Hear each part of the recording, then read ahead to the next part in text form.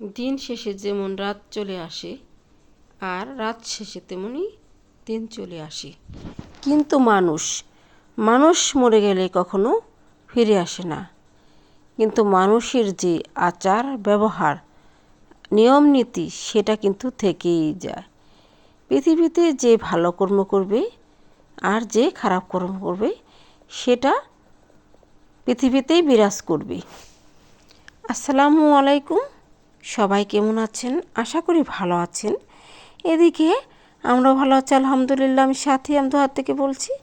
সাথে চ্যানেল থেকে আপনাদের সবাইকে স্বাগতম। কাছে ওদের দেশ এবং দেশের বাইরে যে যেখান থেকে আমার ভিডিও দেখছেন বা দেখবেন সবার সুস্বাস্থ্য কামনা করে আজকে আমার একটি ব্লগ ভিডিও নিয়ে হাজির হয়েছে। আশা করি আমার ভিডিওটি আপনাদের ভালো লাগবে। তো চলুন কোথায় স্কিপ না করে ভিডিওটি দেখা যাক। তো সকাল সকাল উঠে আমি রুটি নাস্তাটা করে নিয়েছি এবং আমাকে ছেলেদেরকে খাইয়ে স্কুলে পাঠিয়ে দিয়েছি। এখন আমি বাসায় যে কিছু কাজ আছে সেগুলো করে নেব। তো প্রথমে আমি আমার কিছু কাপড় চোপড় ছিল সেগুলো ভাঁজ করে জায়গা মতো রেখে দিচ্ছি। তারপরে আমার বেডরুমে যে বিছানাগুলো ছিল, যেমন আমার বিছানাটা আমি এখন ঝাড় দিয়ে সুন্দর করে গুছিয়ে নেব।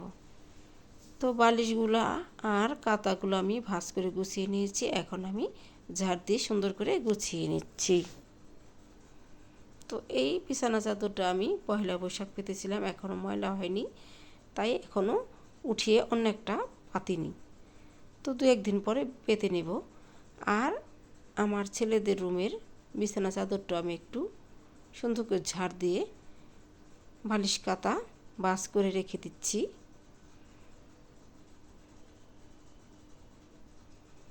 তো আমার এই কাজগুলো হয়ে গেছে।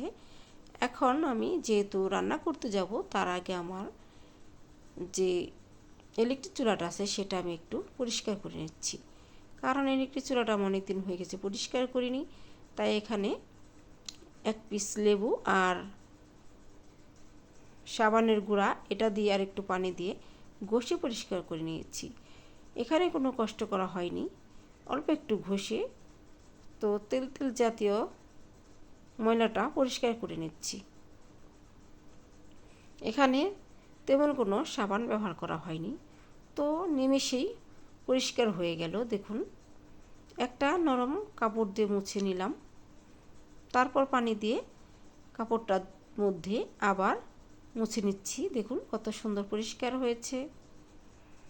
এখন আমি রান্নাতে চলে যাব। তো দুপুর আজকে লাউ ভাজি আর আলুর ঝোল আর মাংস রান্না করব। এখানে আমি লাউ ভাজিটা খোসা সহ কুচকুচ করে লাউ ভাজিটা করে নিচ্ছি, আর এখানে আলুর ঝোলটা রান্না করছি। তো এখন মশলাটা কষিয়ে নিচ্ছি, আর আলুগুলা আমি আগেই সেদ্ধ করে নিয়েছি যেহেতু, তার জন্য আজকে রান্নাটা আমার খুব সহজেই হয়ে যাবে, বেশি সময় লাগবে না। তো আলুর ঝোলটা আমি সুন্দর করে রান্না করছি। এখন আমি ভাজা জিরে গুঁড়ো দিয়ে রান্নাটা শেষ করে নিলাম।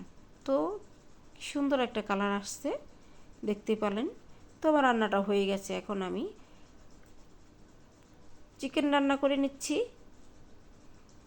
তো মশলাটা কষিয়ে চিকেনগুলো আমি দিয়ে এখন মশলার সাথে কষিয়ে নেব। আর আলুর ঝোলটা আমি আমার ছোট ছেলে আর বড়ের জন্য রান্না করেছি। আর এখন আমার বড় ছেলে মানে আমরা সবাই এখন চিকেনের রান্নাটা খাবো, তাই সেটাই করছি। তো এখন কষিয়ে নিচ্ছি, এখন পানি দিয়ে দিব ঝোলের জন্য। তো পরিমাণ মতো পানি দিয়ে দিচ্ছি। আর যেহেতু আলুগুলো আমি আগে সিদ্ধ করে নিয়েছিলাম, সেই আলুগুলো এখন দিয়ে দিলাম। তার জন্য আমার তরকারি রান্নাটা আরও তাড়াতাড়ি হয়ে গেল।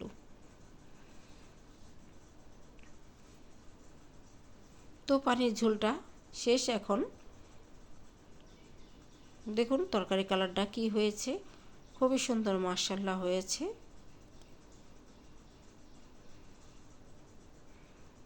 তো এখন তরকারিটাও আমি সুন্দর করে লবণ চেক করে আর ভাজা জিরে গুঁড়ো দিয়ে তরকারিটা রান্না শেষ করে নেব।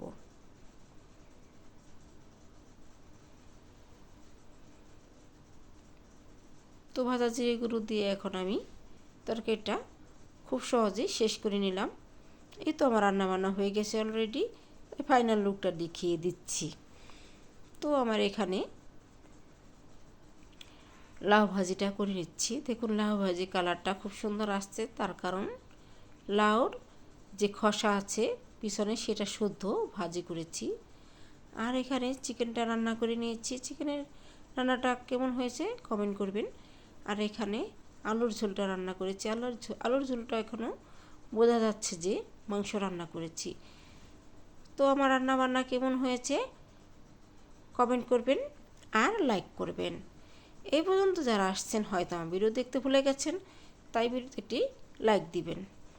তো রান্নাবান্না যখন শেষ তখন রান্নাবান্নার সময় অনেক বৃষ্টি আসছিল জোরে, মনে হয়েছিল রান্না রেখেই বৃষ্টিতে ভিজি। কখনোই আমি বৃষ্টিতে ভিজতে পারি না, কারণ যখন বৃষ্টি হয় তখন আমি কাজ করি। কিন্তু এখন রান্না শেষ তাই ভাবলাম যে ছাদে চলে যাই। তো ছাদটা যেতেই আমার চোখে পড়লো আমার আম গাছের আমগুলা খুব সুন্দর বড় বড় এবং ঝুলে আছে, দেখতে মাশাআল্লাহ খুব সুন্দর লাগছে। তো এবছর আমি অনেক আম রাখতে পারছি, কারণ আমার বড় অনেক যত্ন করে। দেখুন কত সুন্দর আম, দেখলে মনটা ভরে যায়। কিন্তু আপনারা কখনো আমার আম গাছের আম দেখে লোভ করবেন না, সবাই মাশাআল্লাহ বলবেন। আমার ছাদে অনেক ঘাসই আছে কম বেশি, দেখতে থাকুন। হয়তো কোনো দিক থেকে আপনাদের ভালো লেগে যেতে পারে। আর ভালো লাগলে একটি লাইক দিতে ভুলবেন না, সাথে সুন্দর একটা কমেন্ট করতেও ভুলবেন না। আপনাদের একটি লাইক আমার ভিডিও একে অন্যের কাছে পৌঁছে যাবে। আর সুন্দর একটা কমেন্ট করলে আমার ভালো লাগে, ভিডিও করতে উৎসাহ লাগে। আর বেশি ভালো লাগলে সাবস্ক্রাইব করতে পারেন। সাবস্ক্রাইব করলে আমার আইডিটা বড় হবে আর আমার ভিডিওটা আপনারা দেখতে পারবেন। তো কথায় কথায় আমার পেঁয়াজ ফলগুলো আমি দেখিয়ে দিচ্ছি। পেঁয়াজ ফলগুলা এখন বেশ একটা বড় হয়ে গেছে, চোখে পড়ে। দেখুন যখন ছাদে চলে আসি তখন পেঁয়াজ ফল দেখতে পাই, আমার সব দিক থেকেই ভালো লাগে, মনটা ভরে যায়। তারপরে ভাবলাম যে যেহেতু আমি পানি ধরেছি, তো বৃষ্টির পানি ছিল না কিছুদিন, তাই পানিটা ধরেছি। এক ট্যাঙ্কি পানি ধরে নিয়েছি। এখন পাতিল পর্যন্ত পানি ধরেছি, পাতিলও ভরে গেছে। তো বৃষ্টির পানি অনেক প্রয়োজনীয় একটা পানি, সেটাকে তো ফেলে দেওয়া যায় না, সেটা একটা অমূল্য সম্পদের মতোই কাজ করে।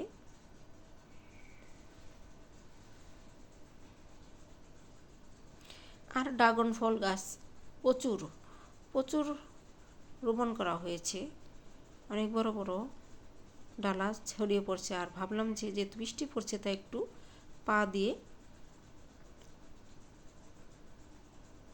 হেঁটে যাই, ভালোই লাগছে পানিতে পড়ে। পানির মধ্যে হেঁটে যাচ্ছি আর মনে একটা শান্তি পাচ্ছি। তারপরে উপরে থাকতে আমার বড় ছেলে স্কুল থেকে চলে আসলো পরীক্ষা দিয়ে, সে আমার ডাক দিল, তখন আমি ছেলেকে খেতে দিচ্ছি। তো ছেলেকে আমি চিকেন দিয়ে খেতে দিচ্ছি, বড় ছেলে চিকেন পছন্দ করে। আর এর সাথেই সবাইকে খাইয়ে আমিও খেয়ে নিয়েছি গোসল টোসল সেরে। তো সবাই ভালো থাকবেন, সুস্থ থাকবেন, নিরাপদে থাকবেন।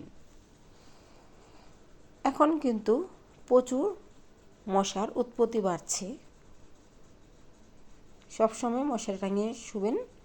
সবাই ভালো থাকবেন। ভিডিওটি দেখার জন্য অসংখ্য ধন্যবাদ।